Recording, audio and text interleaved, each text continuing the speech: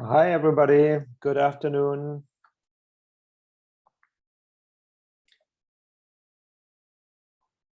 While we're warming up for a little bit longer, we're waiting for more people to join. I hope everybody can copy me well.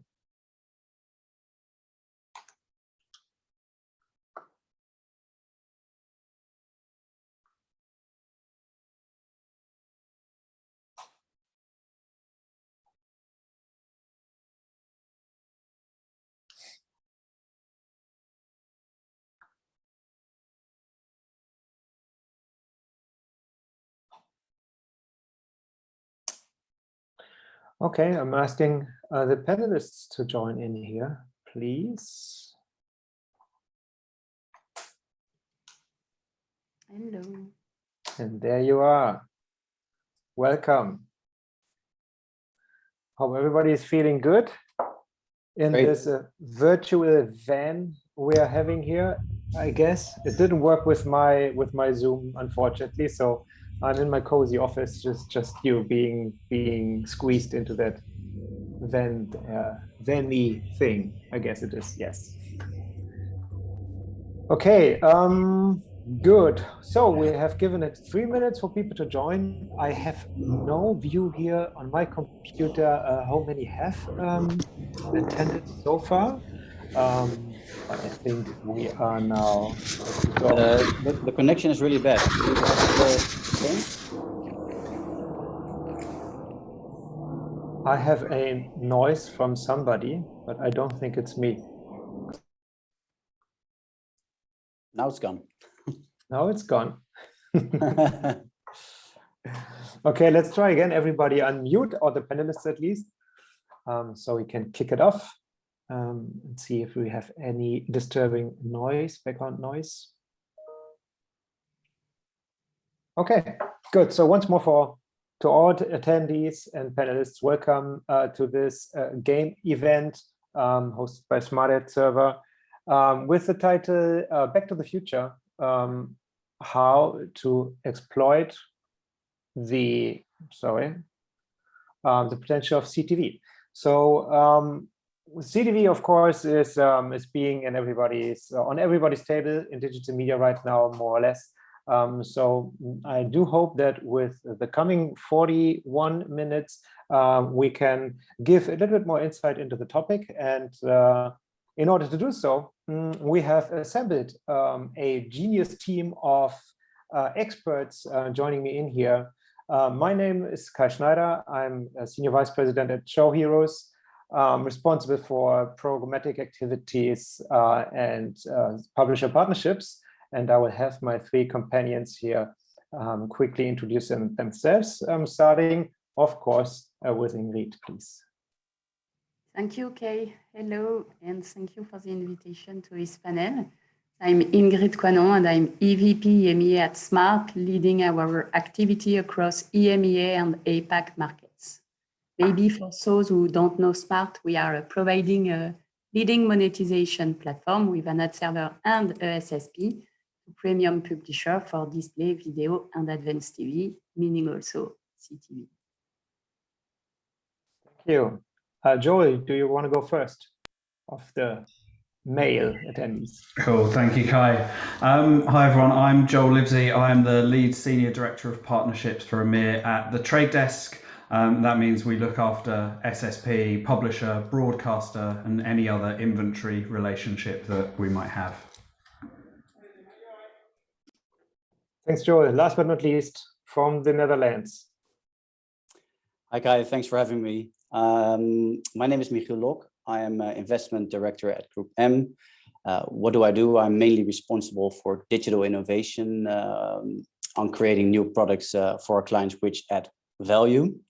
And one of those products is Finecast. That's our global addressable TV company, which enables precision targeting on viewers across multiple streaming devices or demand sources, and even addressable TV, which is currently not the thing in the Netherlands. And then mainly responsible for launching Finecast in the Netherlands. Thanks, guys. Awesome to have you. That's quite a good group here.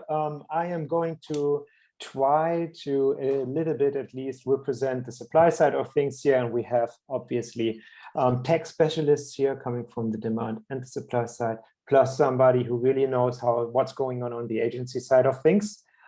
So that's at least from a setup, a very promising thing. So starting it off, connected TV, CTV, we have been seeing a lot of panels where it took like ages to really find the right definition and differentiation on what we are talking about. We want to make this very short, and I would want to give this to Ingrid, as Ingrid with Smart Ad Server is actually working on technology, providing solutions for all kind of ATV, CTV, OTT stuff. So assuming you know best how to differentiate, what is what you're doing in addressable versus advanced versus over the top, and why do you do that? And what's the differences, just very briefly, if possible? Yes, it's possible, of course. So maybe I can start with the definition, our definition of CTV and maybe addressable TV as a whole.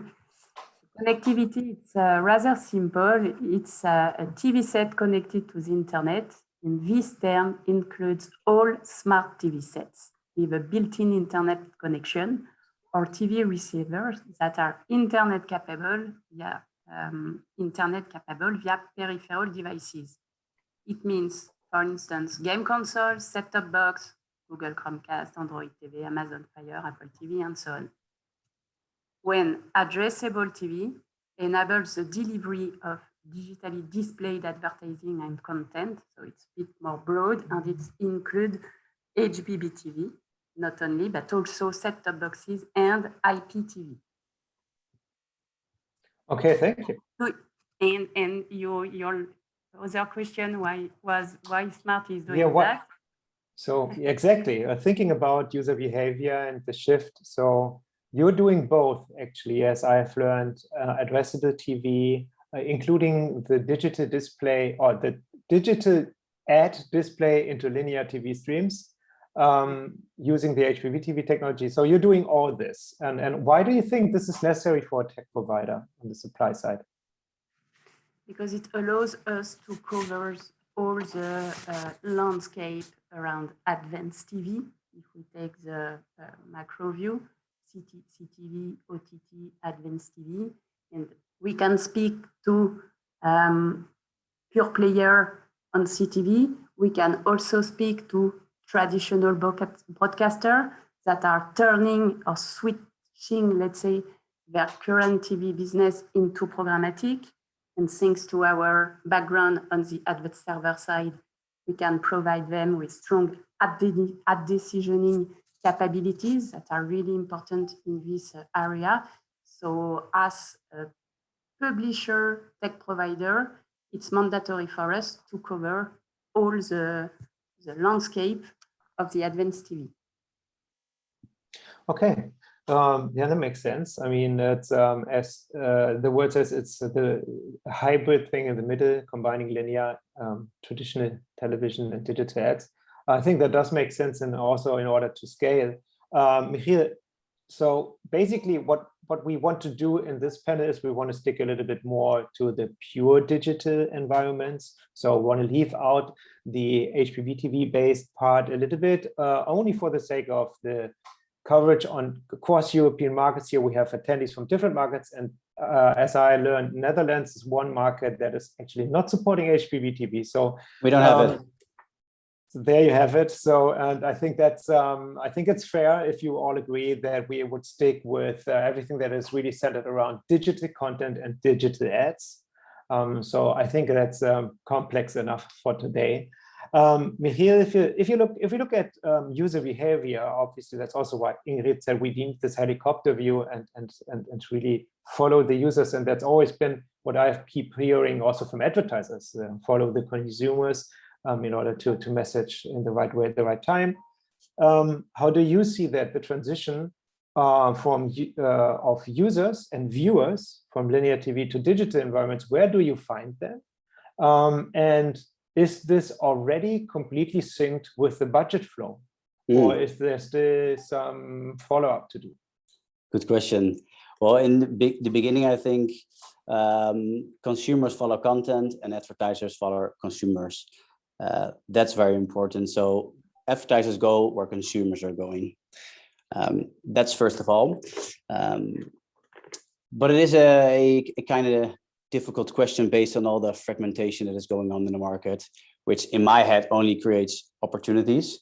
We have multiple places and sources to find those untouchables in the market. But we're not looking at individuals, or we're not looking at user-centric approaches.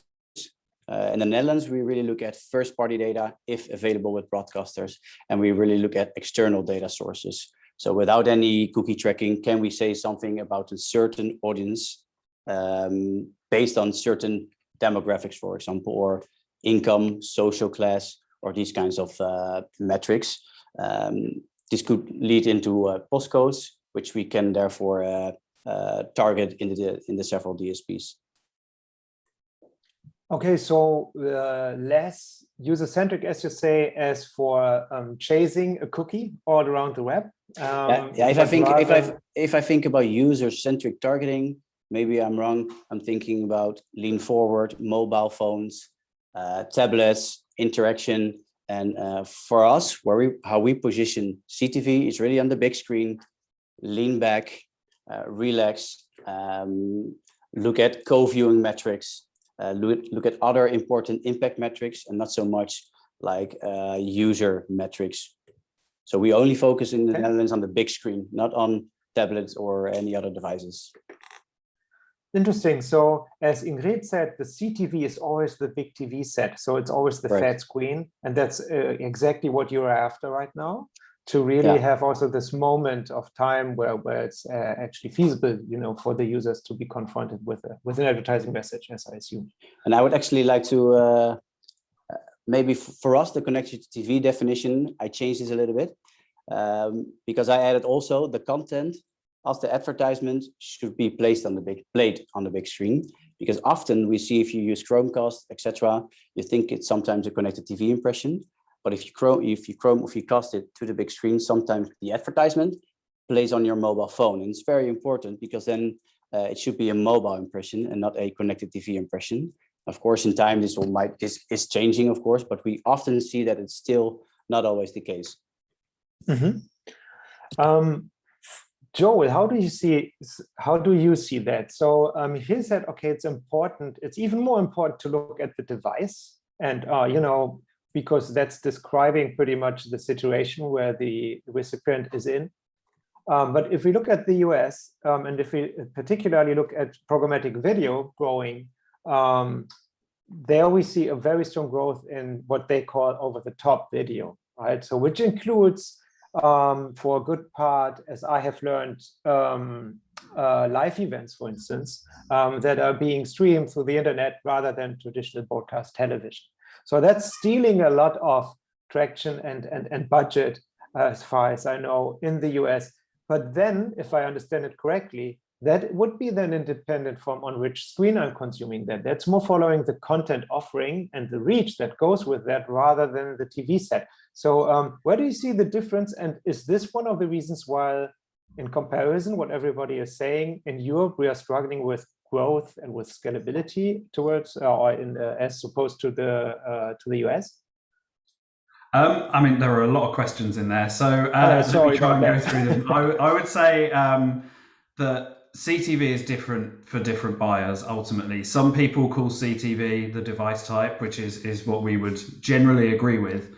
But some buyers want the content type and aren't so worried about the device. They want to advertise in halftime of a Euros game next week, and they don't worry about the device. I think our job as a DSP or an omni-channel buying platform is to kind of put all the different options available to them, and how they chop those up and pull that kind of recipe together is completely up to the buyer, up to whoever is doing it and what their tactics are. But generally, I mean, CTV for us is definitely a device with high quality content, absolute professional production level content, and ads in the middle of the content, pre, post, and mid-roll, just like a usual TV experience. But users consume that in different ways. Often I will have to watch the football on my iPad because my wife or my kids have the TV not watching football. It really depends on what content type you're looking at, what your advertising strategy is, how much targeting, tracking, measurement you're looking to achieve as well. And really our job as an industry is to help people understand what the options are and make an informed decision based on the ridiculous number of variables that we make available to them. The number of variables, that's what I was just thinking. It's a very multivariate topic here. It depends on device, but also in the combination with content, the user, of course, with a more user-centric versus a more situation-based approach. So that's, that was just 5 seconds of complexity. And I think the reality is even much worse. So Ingrid, how do you tackle this? Leaving aside that you even on top of that do all the ATV stuff, but when you're looking at user targeting, in order to have that scalability also, what is your approach to user targeting, particularly on CTV? If we look at, yes, we want to do advertising on the big screen, but we also have a certain user-centric approach.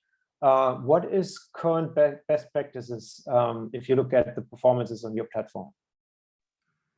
Yes, so first I want to insist on the scale that as an SSP, we have to provide to the demand side, to our partners such as the Trade Desk. It's really important, especially in Europe.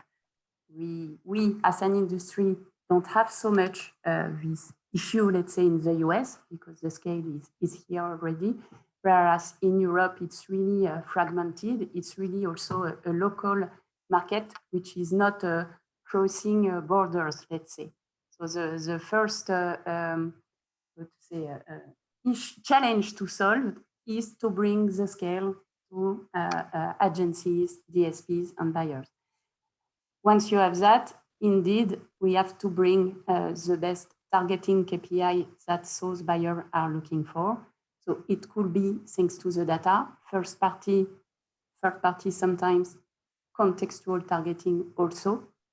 And it comes thanks to innovation products and working with the best third-party providers in order to value this inventory for the buyers and bring what they are looking for. So it's really for Europe, and I really insist on that, scale plus targeting capabilities. And of course, I spoke about data, but there is also all the performance targeting capabilities, such as viewability, completion rate, measurement, that are also part of the challenges around CTV.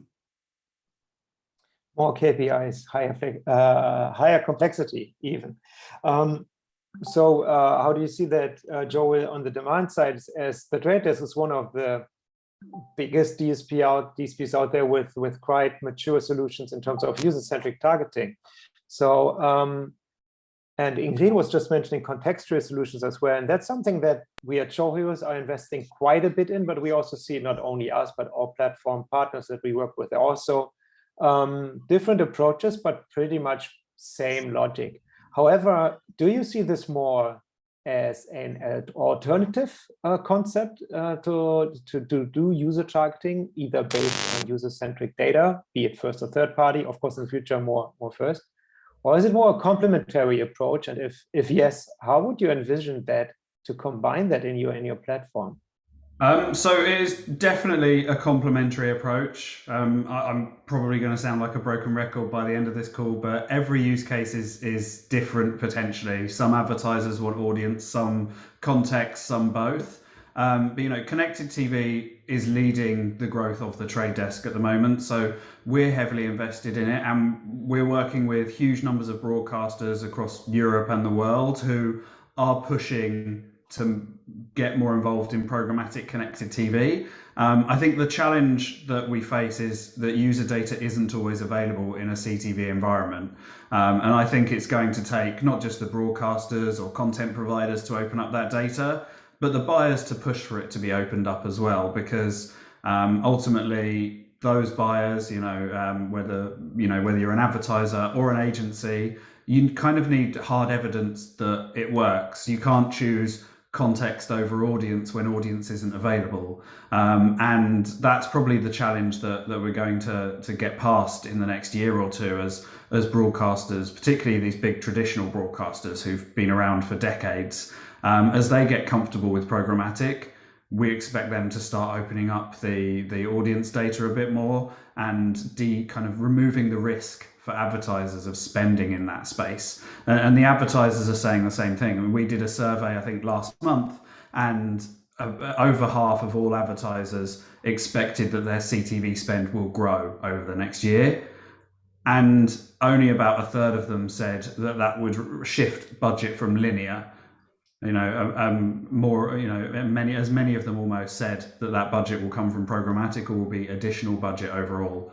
And I think, ultimately the story there is that everyone or the majority of advertisers are looking at CTV and looking at what they can spend. But the only way to really accelerate that growth is going to be giving the data to the buyers to let them track, measure, and attribute the success of their activity within that environment. Interesting. Yeah, of course, we will keep hearing this. Every situation is unique, and every constellation and every buyer has its own view. Obviously, even starts with the definition of what is CTV for me or for somebody else. But Michiel, you were pretty clear also on what you really want to accomplish, or how you want to reach your target audience. So, is it fair to say that this is yet quite hard to scale on and to invest a lot of media budget yet? Or do you really see in the Netherlands that there's a good flow and you are working, on a scalable mode already? So where could we, kind of position this in a maturity scale in the Netherlands CTV buying? I think it's a good question, but I think it's also what Ingrid actually mentioned already. We need scale in order to do advanced opportunities or metrics or targeting features. So to really talk about the advanced TV or advanced solution in connected TV, I think at least for the Netherlands, we are not there. It's a difficult broadcaster landscape. We have challenges with all the distributions, with distribution fees that are changing. I'm not sure if you guys read it, but we had the Formula One. We just lost it to a Nordic company with big budgets. So these times are really challenging and changing. But that being said, I think for now it's both. Actually, it's not fully linear TV budgets. I think for now it's mainly incremental or new budgets, as you all said. So meaning digital budgets, but in the end, of course, it's more and more going to be linear budgets as well. We see now a high increase in the GRPs, but that's only short-term solutions. To be honest, I think the broadcasters have no idea where this market will go to. But yeah, the positions have been taken. The globals have did their mergers and acquisitions. Yeah. So it still feels a little bit like being in test mode in Europe, right? That's at least my observation a little bit. But that doesn't mean that the budgets are not really relevant, right? So we do see quite some will to invest and to also place budgets, not only in the Netherlands, but of course scalability is key. But that's yet not. I mean, I think we can all agree it's a yet immature market. The question is, why is that? So if you look at the traffic drivers that are around that are probably accessible, then it's usually, of course, you can book YouTube on CTV, I assume, with the device targeting. But that's a walled garden, which is, of course, leaving at least 2 or 3 people here out of the game. Joel, where do you see, or where do you expect the short term, the strongest push in terms of scalability? Where is it coming from? Is it more indies? Is it in-app? Is it VOD? I mean, we haven't even touched on that on the fact that there's other content as video as well. So, and still can be CTV. There's a lot of gaming platforms and stuff. So what do you think is driving the reach the most right now, or in the, let's say, in the rest of the year, during the rest of the year? So I think broadcasters? probably for the rest of the year, it's still going to be the big broadcasters. You know, if your background is in linear TV, that's the space you're most comfortable with. In most European countries, the big broadcasters also still dominate in terms of user numbers and content consumption and everything else. So it makes sense for those guys to see a huge share of the budget. But we also expect, you know, the likes of Rakuten, Roku, and Pluto or Molotov, all of these guys will start growing. They're the ones who are generally more kind of programmatic native, I guess. They are used to sharing the data and giving advertisers or buyers the ability to choose, you know, the right impression on the right user at the right time, which you can't always do with a broadcaster. And that's for various reasons. The broadcasters don't do it. Not all of it is a decision. Some of it is infrastructure. But that nimbleness of the smaller, newer sort of CTV first players will put them in good stead. But then over time, CTV is ultimately, I would expect, what will kind of break down a degree of the walled gardens. You know, you've got huge broadcasters who roughly constitute half of all ad spend around the world. As long as they are opening things up and they continue to do so, the walled gardens will ultimately, you know, not be as important to the buyers and not get such a disproportionate amount of spend. I think that's not this year. That's probably not even in the next 3 years. But I think we'll start seeing broadcasters open things up, and hopefully the walls of the walled gardens will start tumbling down a little bit. Would I sum it up correctly, saying that your expectation is the more digital natives, like the application providers, catch-up services and stuff, they would be more the drivers for execution, and the broadcasters are going to follow with opening themselves up because they'd see, okay, we're not the only ones anymore? Yeah, I would absolutely expect that to happen over the next kind of couple of years. And the broadcasters are going to get more programmatic focused and more digital focused because, you know, to the point made earlier on the call, that's where consumers are moving. You know, I think in the UK, around 20% of Brits are watching over 16 hours of stream TV a week. And that's quite a significant leap over the last couple of years. And obviously COVID is accelerating that, you know, lockdowns everywhere. We're all streaming more than we probably should. But that also means that people get used to streaming. It's kind of a mini industrial revolution is being sort of forced by people being trapped at home. And that's going to knock onto the ad industry in turn.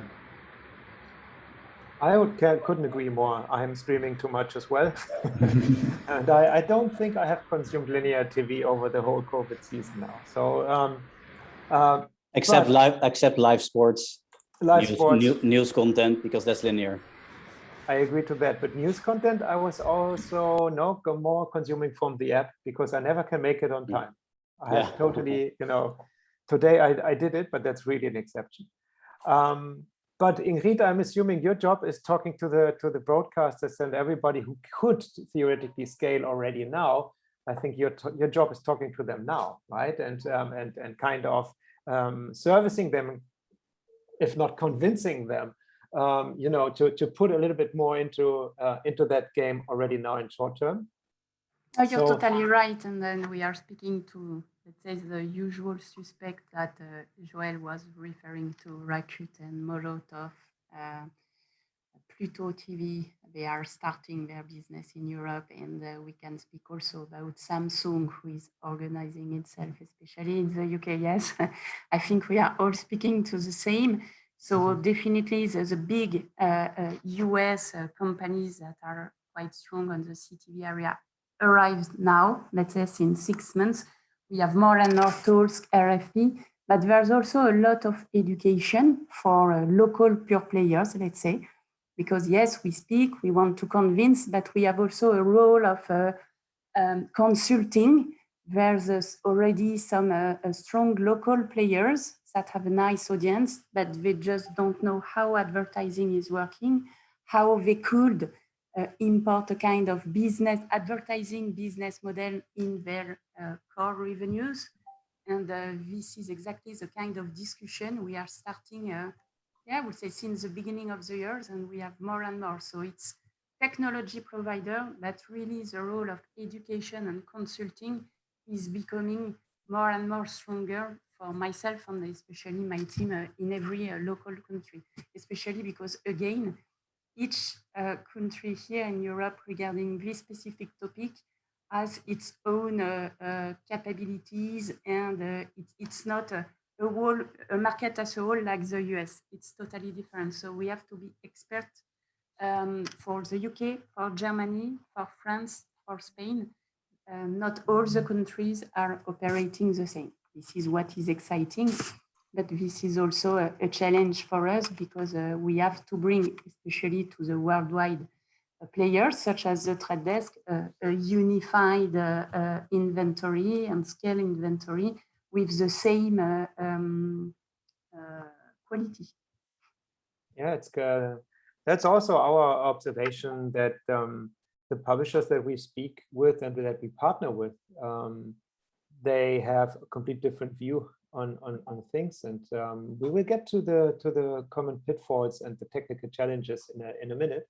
I just want to have a word to the attendees for a second. I just want to encourage you guys to use the chat to drop questions whenever you feel like it. We'll just pick it up on the go. Plus, we probably have like 2 or 3 minutes at the end of the session to answer it. But we have people here in the background helping us to also prompt these questions to us, and maybe we can just do it on the go. So thanks for everybody being active here in the chat, posting questions to our experts here. So common pitfalls and challenges. Ingrid, you said your job also is to kind of homogenize the inventory on CTV so that it is somewhat digestible for the DSP, like the Trade Desk. So it is still difficult to scale.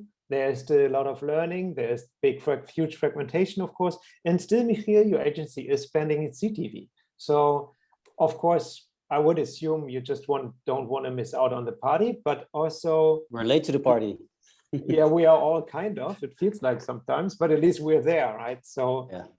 But also speaking about results, I mean, how about that? Is this something where you also say, yeah, it's not scaling as we wish, or it's a little bit complex, but?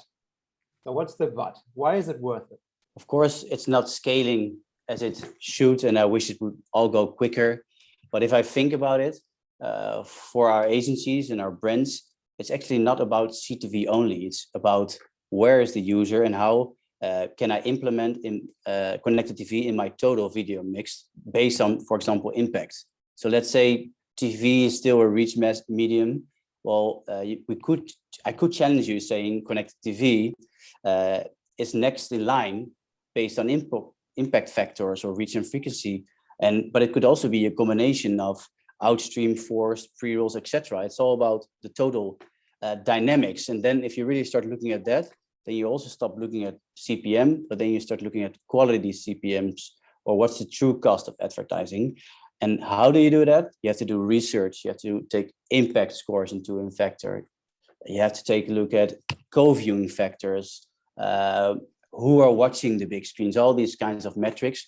Combine them with the traditional metrics, completion rates, impressions, although I'm not a big fan of completion ratio, but it's for clients very important, or a important metric, which I understand. And if you combine these metrics together, then yeah, there's always room for connected TV or other initiatives. It's not black and white or left and right. There's also a place for YouTube, CTV, for example. But together, you create the best optimal mix based on the clients and advertisers' KPIs. There's always space for YouTube in the mix. I'm happy to hear that. So I don't have to be worried about Google. I know, but it makes sense, right? CTV as an integral part of the mix, as I understand.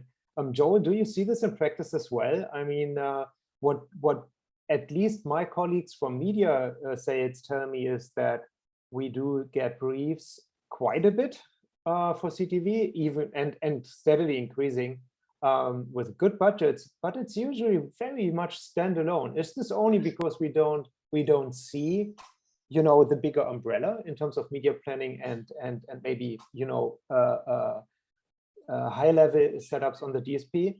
Is this really part of an integral mix, or do we see variations of it across the countries and a lot of standalone as well?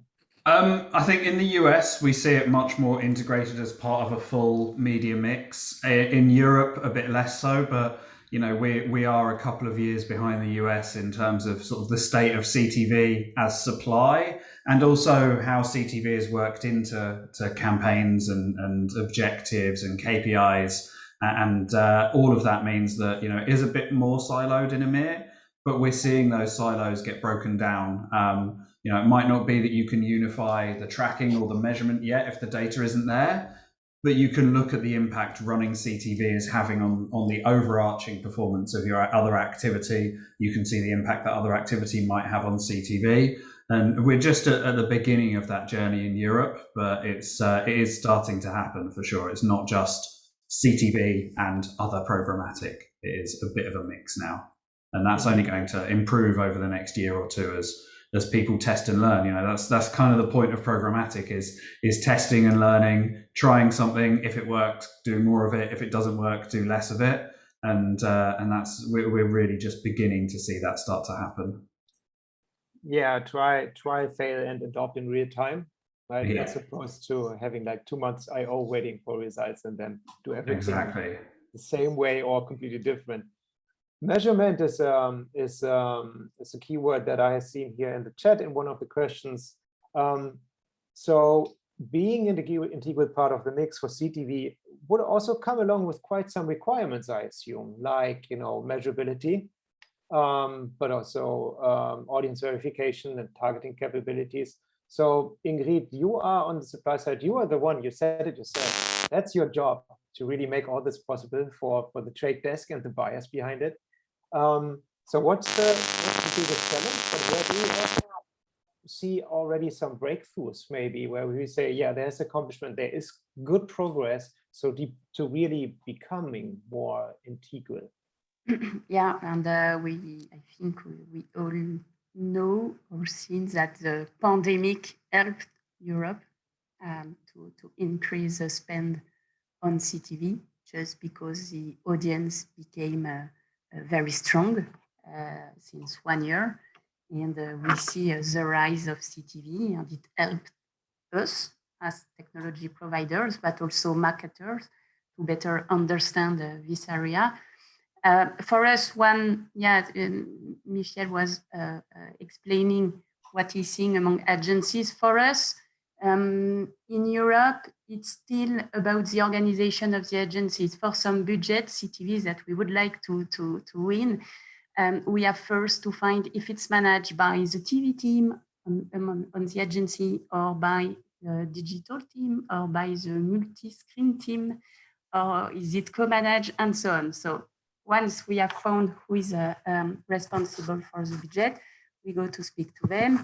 And a part of the scale, it's true that there is this measurement challenge that is not yet solved by everyone, just because we don't share a standard to answer to this. And it's a pain point to have a bigger increase into the spend, because for the buyers and the sellers need this kind of third-party provider to trust what has been done, to measure everything, performances, and so on. And right now, we do not share the same standard. So I'm sure it will improve a lot among the next months, because we all know that once this will be solved, we will all earn more revenues thanks to CTV spend. It's a big pain point. We all agree on that. So some of our publisher partners, that also varies a lot. Some are pretty much, from our point of view, meeting all requirements to really make the CTV inventory monetizable on programmatic. And others are rather oblivious against requirements such as, I don't know, consent string or IFA, just to name a few. So how about, and I would actually really appreciate on the supply side to just get these requirements crystal clear, you know, kind of on paper. So how about Joel? And Ingrid, you just write a paper together on all the minimum requirements, and then Michiel just distributes it with a statement, guys, on the supply side, if you meet this, I'm in. If you don't, no money. How about no, that? we remain pragmatic. I mean, for CTV, for instance, there's still lots of inventory which is not managed through a TCF-V2. We are really strict as a French company regarding GDPR compliancy. So how do we do with CTV?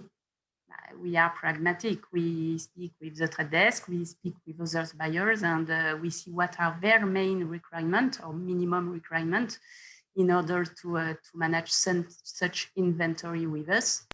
And we worked with the suppliers to see how we can help them to get the consent in the proper way and so on. And during this time, we all learn together thanks to this minimum requirement, because otherwise there will be no business. Yeah, absolutely. You know, we work closely with, you know, key SSPs like Smart Ad Server to push the broadcasters to do these things. But I mean, I think it was only in the middle to, or maybe towards the end of last year that there was a CMP that worked in a CTV environment. So getting a consent string wasn't an option before that. I mean, fortunately, most of the broadcasters weren't able to share any data anyway, so it was fine. But you know, that slow evolution, just CMPs supporting connected TV environments, didn't help accelerate things. But now they do. There really is nothing holding them back. And I think it's not just on the tech providers to solve this problem. If buyers are willing to buy broadcast inventory or CTV inventory without all the right signals, then there's less incentive for the broadcasters to make that data available. But as long as we all work together and move things in the right direction, and it will be slow probably for big broadcasters particularly, but as long as we move things in the right direction, you know, that's all we can do. And it's about working together as an industry to develop those standards, develop those minimum requirements. And, you know, programmatic isn't just about testing and learning for a campaign. It's about testing and learning for the technology, for an integration and everything else. And we are closely working with, you know, all parties from the buyer to the seller to make sure that that moves along. I agree. I mean, you mentioned it before as well, even especially for the big media owners that are the broadcasters. It's not like considering, do we do it or not? It's really a part of a much, much bigger digitalization process, which also requires and contains a lot of change management, of course. Here is for Group M, which is quite a big ship.